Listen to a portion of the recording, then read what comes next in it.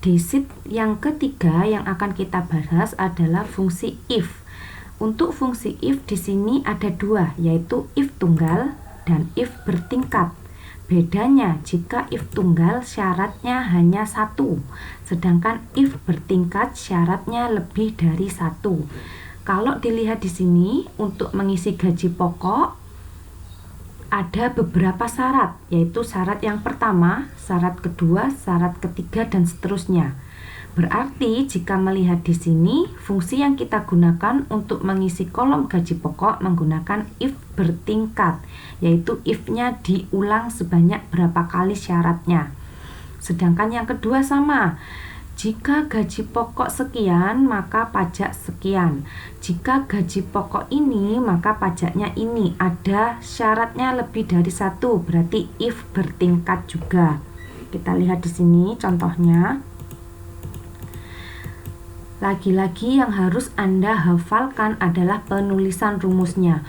Untuk if tunggal, bagaimana sih Bu penulisan rumusnya? Jadi di sini sama dengan if dalam kurung syarat yang diminta. Di sini ada nilai benar, koma nilai salah. Sedangkan if bertingkat sama dengan if dalam kurung syarat yang diminta, koma nilai benar. Sebelum nilai salah, karena if bertingkat itu ada lebih dari satu syarat, maka kita sematkan lagi syarat yang kedua, koma if dalam kurung syarat yang diminta, koma nilai benar. Jika ada syarat yang ketiga, kita sematkan lagi syarat yang ketiga, koma if dalam kurung syarat yang diminta, koma nilai benar. Jika syaratnya sudah diinputkan semua, baru yang terakhir kita sematkan nilai salahnya.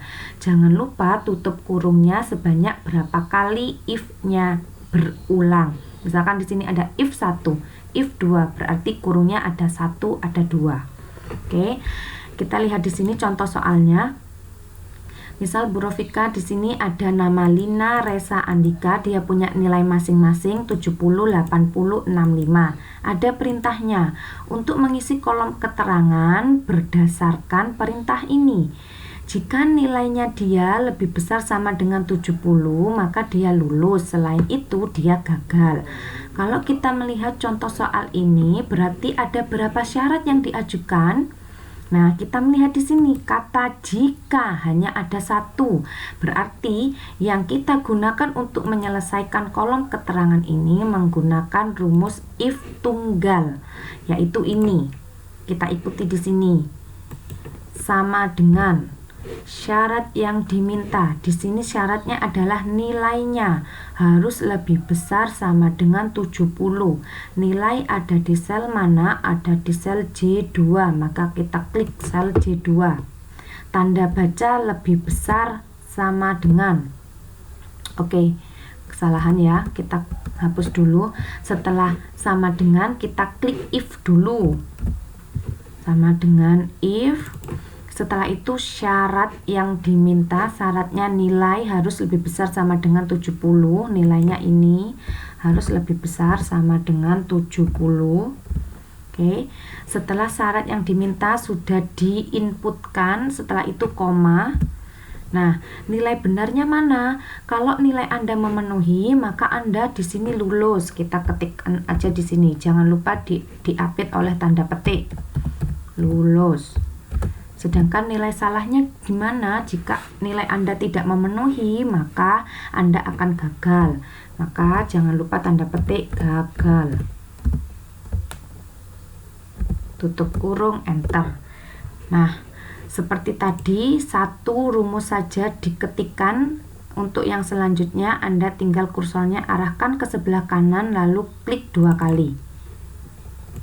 Yang ini tidak perlu. Nah, maka akan ketahuan siapa saja siswa-siswa yang lulus. Di sini ada nama Lina, Resa, dia lulus karena nilainya memenuhi, sudah lebih besar sama dengan 70. Sedangkan Andika kenapa gagal Bu? Karena di sini nilainya tidak memenuhi. Dia nilainya 65, sedangkan syaratnya minimal harus 70. Tuh ya. Oke. Selanjutnya ini if bertingkat. Bedanya Anda tinggal mengulang saja if-nya. Jadi yang pertama if diulang lagi karena ada lebih dari 2 syarat. Oke, di sini untuk menyelesaikan ini, untuk mengisi kolom jurusan, perintahnya jika kodenya N di sini, maka Probolinggo. Jika kodenya B, maka Jakarta. Selain itu tidak punya jurusan. Jadi nanti kalau rumus Anda benar, N ini keluarnya Probolinggo, B ini keluarnya Jakarta, sedangkan D nanti keluarnya tidak punya jurusan. Nah, Anda lihat di sini ada berapa kata jika? Jika N Probolinggo, jika B Jakarta. Berarti ini sudah lebih dari satu syarat, sehingga kita menggunakan if bertingkat. Penulisannya sama dengan if syarat yang diminta nilai benarnya dulu, if lagi syarat yang diminta nilai benar. Oke, kita sematkan di sini sama dengan if dalam kurung syarat yang diminta. Syarat yang pertama, kodenya harus N, maka Probolinggo. Kita klik di sini, kode ada di sel I8. I8 harus N. Nih, syarat yang diminta. Setelah itu koma, petik 2. Kalau N nilainya apa? Probolinggo. Anda ketikkan saja Probolinggo.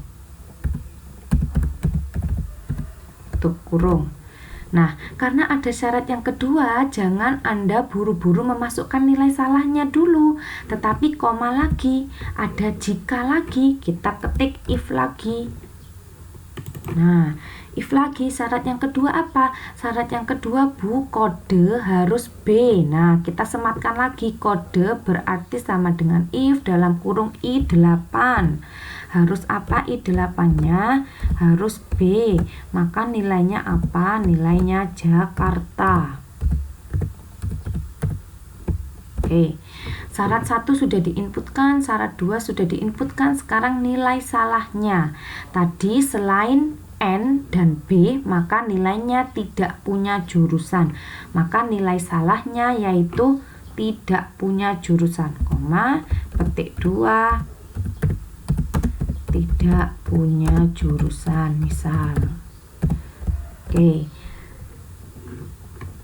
Setelah selesai nilai salahnya, jangan lupa tutup kurung. Ada berapa if? 1, 2, maka kurungnya 2 kali. 1, 2, enter. Nah, jadi di sini langsung otomatis N maka Probolinggo, B harus Jakarta, D tidak punya jurusan. Maka kita copy, diklik di sini, kursornya arahkan ke kanan, lalu ditarik. Nah, berarti rumusnya sudah benar. Nah, jadi kalau mengecek rumus Anda benar, Anda bisa bolak-balik. Jadi misal ini diganti B, maka di sini nanti otomatis Jakarta. Kalau di sini diganti D, maka otomatis di sini tidak punya jurusan.